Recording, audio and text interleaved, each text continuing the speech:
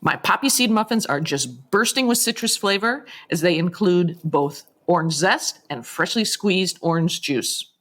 To make these bakery-style muffins, all the ingredients are combined in a single bowl, so the recipe is super simple. And of course, it includes lots of crunchy and nutty poppy seeds.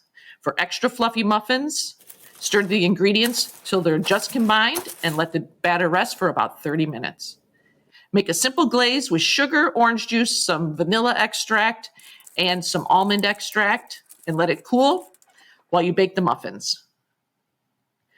Use a large cookie scoop to easily fill your muffin liners, and they should be almost filled to the top.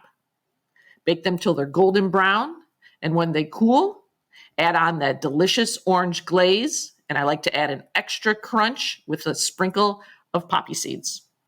Grab this easy recipe on amycaseycooks.com.